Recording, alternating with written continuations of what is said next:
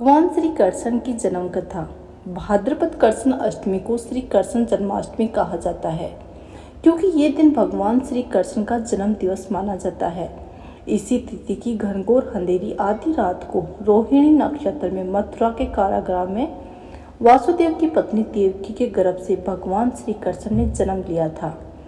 ये तिथि उसी शुभ घड़ी की याद दिलाती है और सारे देश में बहुत ही धूमधाम के साथ मनाई जाती है। जन्माष्टमी के दिन भगवान श्री कृष्ण की जन्म संबंधी कथा भी सुनाते हैं।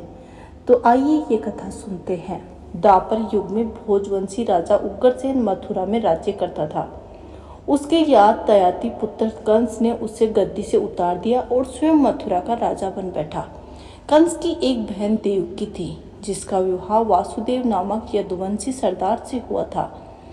एक समय कंस अपनी बहन देवकी के साथ उसके ससुराल पहुंचाने के लिए जा रहा था। रास्ते में आकाशवाणी हुई कि हे कंस, जिस देवकी को तू बड़े प्रेम से ले जा रहा है, उसी में तेरा काल बसता है।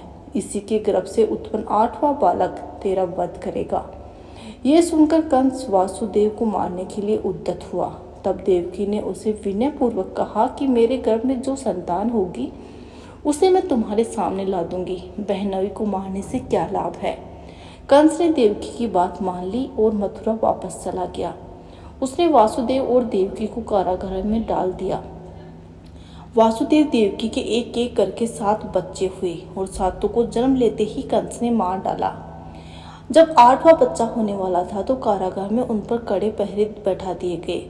उसी समय नंद की पत्नी यशोदा को भी बच्चा होने वाला था। उन्होंने वासुदेव देवकी के दुखी जीवन को देखकर 8वें बच्चे की रक्षा का उपाय रचा। जिस समय वासुदेव देवकी को पुत्र पैदा हुआ, उसी समय संयोग से यशोदा के गर्भ से एक कन्या का जन्म हुआ, और वो कुछ नहीं सिर्फ माया थी। जिस कोठरी में देवकी वासुदेव कैद थे, उसमें अचानक प्रकाश हुआ और उनके सामने शंख चक्र गदा पद्य धारण किए हुए चतुर्भुज भगवान प्रकट हुए। दोनों भगवान के चरणों में गिर पड़े। तब भगवान ने उनसे कहा, अब मैं पुनः नवजात शिशु का रूप धारण कर लेता हूँ, तो मुझे इसी समय अपने मित्र नंद जी के घर वृंदावन में भी जाओ और उनके वहाँ जो कन्या जन्मी है उसे लाकर कंस के हवाले कर दो। इस समय वातावरण अनुकूल नहीं है, फिर भी तुम चिंता न करो। जागते हुए पहरेदार सो जाएंगे, कारागार के फाटक अपने आप खुल जाएंगे और उपनती हुई अथाह यमुना तुमको पार जाने का मार्ग दे देगी।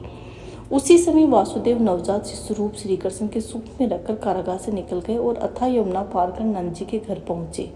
वहां उन्होंने नवजात शिशु को यशोदा के साथ सुला दिया और कन्या को लेकर मथुरा आ गए। कारागार में फाटक पूर्ण बंद हो गए। अब कंस को सूचना मिली कि वासुदेव देवकी को बच्चा पैदा हुआ है।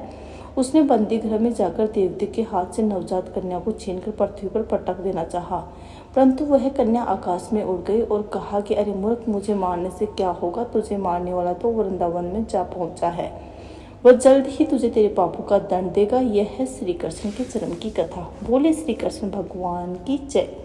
जय श्री कृष्ण, जय श्री कृष्ण भगवान की जय।